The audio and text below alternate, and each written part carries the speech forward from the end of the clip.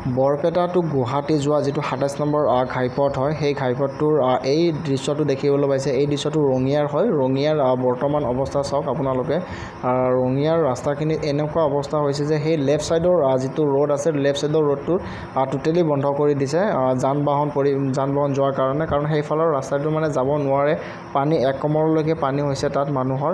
তো সেইকাৰণে টোটেলি সেইটো বন্ধ কৰি দিছে, অকল এটা ছাইডে খোলাই দিছে এইফালৰ পৰা। তো যদি এইফালে আৰু অকণমান যদি পানী বাঢ়ে তেতিয়াহ'লে এইফালৰ ৰোডটো টোটেলি বন্ধ কৰি দিব। তো মানুহবোৰ ওখ ঠাই বিচাৰি মেইন ৰোডত আহিছিলে, কিন্তু মেইন ৰোড বৰ্তমান যদি এনেকুৱা জলময় পৰিৱেশ হৈ যায়, জলমগ্ন পৰিৱেশ হৈ যায়, তেতিয়াহ'লে মানুহবোৰৰ থকাৰ কাৰণে খুবেই এটা অসুবিধাৰ সৃষ্টি হৈছে, অসুবিধাৰ সন্মুখীন হ'ব লগা হৈছে। তো কিছু মানুহে দেখিবলৈ পাইছে কলগছ কাটি নিজে সুৰক্ষাৰ কাৰণে ভেল বনাব লগা হৈছে পৰিবহণৰ কাৰণে, যিহেতু মেইন ৰোড বন্ধ হ'বলৈ গৈ আছে।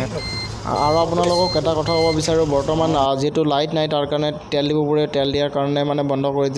কিছু জেগাত মানে তেল নাই আৰু মানে কিছুমান ডিপুত তেল নাই। আমি তেল ভৰাবৰ কাৰণে 2টা ডিপুত প্ৰথমতে সোমালোঁ, তাৰপিছত চালোঁ যে তেল বিচাৰিছিলোঁ, কিন্তু সিহঁতে ক'লে যে কাৰেণ্টৰ ব্যৱস্থা নাই, তাৰ কাৰণে মানে তেল দিব নোৱাৰি। এনেকুৱাই হৈ আছে বৰ্তমান, মানে পৰিস্থিতি খুবেই বহুত বেয়া। তো সকলোৱে যাতে সাৱধানে চলে। তো তেল ডিপুবোৰে তেল দিয়া বন্ধ কৰি দিছে, কিছু জেগাত তেল নাপাব পাৰে আপোনালোকে। তো সেইকাৰণে আগতীয়াকৈ অলপ ছেফটি হৈ আহিব। তো বৰ্তমান অৱস্থাত সকলোৰে ঘৰ দুৱাৰ ডুবি অৱস্থা নোহোৱা হৈ গৈছে, আৰু তেওঁলোকক অলপ সহায় কৰিব আপোনালোকেও যদি আপোনাৰ ওচৰত আছে।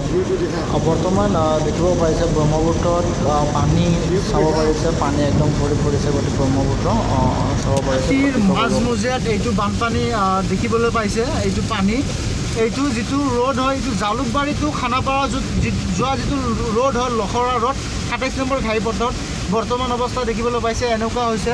এইফালেদি ছাইডেদি মানে অকণমান মই আছোঁ বেলতলাৰ পৰা যিটো গণেশগুৰি গৈছে সেই ৰাজপথত আছোঁ। তো সেই ৰাজপথটো আপোনালোকে দেখিবলৈ পাইছে একদম জলমগ্ন পৰিৱেশ হৈছে।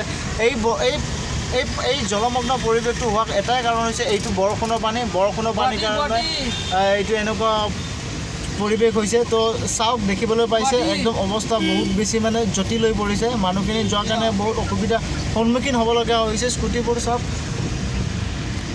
কেনেকুৱাকৈ চলি আছে। আৰু এইফালে দেখিবলৈ পাইছে এইফালে একদম খাল হৈ গৈছে, আৰু এইফালে এটাহে ৰাস্তা আছে, অলপ সৰুকৈ যাব পাৰিছে, আৰু এইফালে যোৱাৰ কাৰণে একদম বন্ধ কৰি দিছে।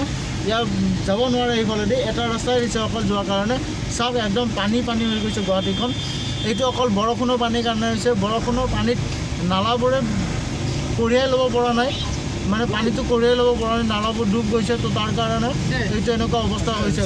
অসম চৰকাৰক মই জনাব বিচাৰোঁ যে অসম চৰকাৰে যিটো আনিছিলে নালা চাফা কৰাৰ কাৰণে মেচিন, তো সেই মেচিনবোৰ এতিয়া ইউজ কৰিব লাগে। তো সেই মেচিনবোৰ এতিয়া এনেকুৱা সময়ৰ কাৰণে আনিছিলে, কিন্তু সেই মেচিনবোৰ থকা স্বত্তেও আজি এনেকুৱা পৰিৱেশ গুৱাহাটীত দেখিবলৈ পোৱা গৈছে।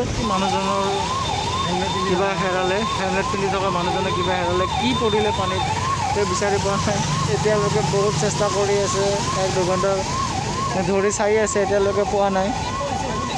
কি পৰিছে ইয়াতে? দাদা কি পৰিছে? মোবাইল